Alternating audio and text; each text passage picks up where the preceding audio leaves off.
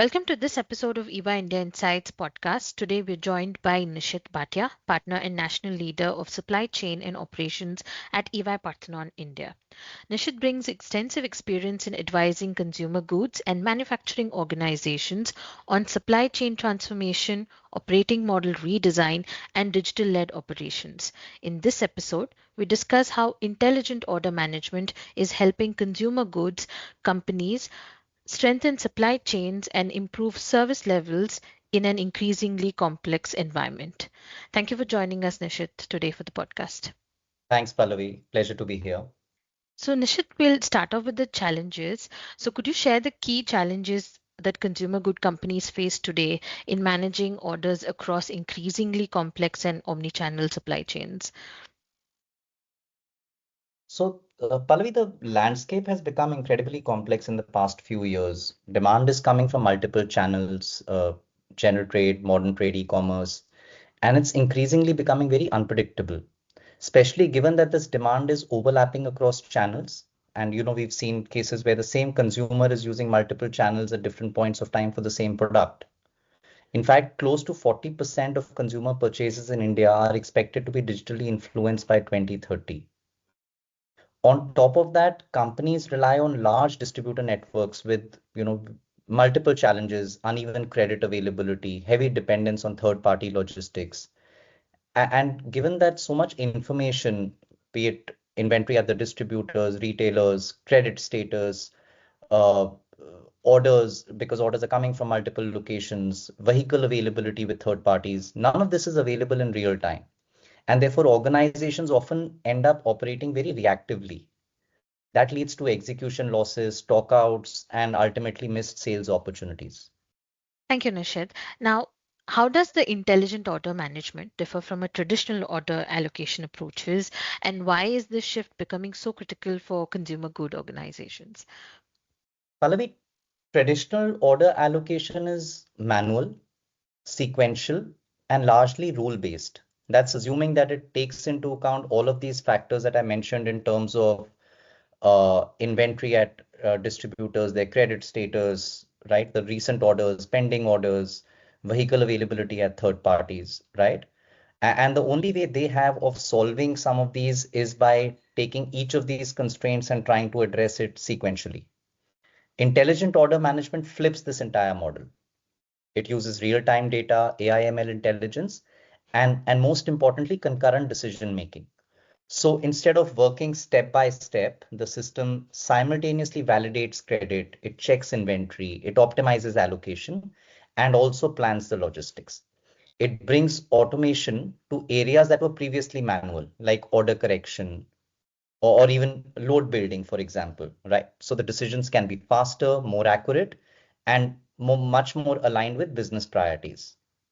In a world where channels are multiplying, demand is volatile, I don't think this shift is optional anymore. It's the core for FMCG companies to stay competitive. Right. So, from your experience, what tangible benefits, such as the improved availability, service level, or cost optimizations, can organization expect from intelligent order management then? So the results are very real and measurable. I would uh, club this into three big areas, right? First is in terms of availability and top line improvement. What we are seeing is that stockouts have dropped by 4 to 5%. There is an OTIF improvement of upwards of 10%, thanks to smarter allocation and visibility. But the biggest impact on availability we see is in the B class SKUs, leading to 10 to 15% of incremental sales. A lot of people focus on A class SKUs availability, but that doesn't always translate into an incremental sale because there is enough inventory of A class SKUs across the entire value chain, either within the organization or within the organization's partners, channel partners, or even with the retailers. But any improvement that you're able to drive on B class SKUs translates directly into incremental sales. Moreover, real-time prompts are also helping improve promotion execution by almost 15 to 20%. That's the first point, right? The second one is in terms of helping drive a reduction in operations as well as order processing costs. at the heart of this is automation, which reduces manual work by 50 to 60%. And we've seen organizations which had about 15 to 20 people teams, which were actually just managing these order processes, this processing of orders rather, who can move to a 2 or 3 member team, which is using automated order management to be able to drive this with much better outcomes. So the additional benefit that's also coming is on the back of better routing, load planning, both of which are leading to improved truck utilization and also cutting logistics costs dramatically. This is the second area. The third one, of course, is in terms of healthier working capital, right? Continuous replenishment, norm-based stocking is definitely leading to at least a 20% lower working capital and a 12 to 15% reduction in overall inventory as well. Now, these aren't incremental wins. They reshape how a company's cost base and also help drive responsiveness for the organization.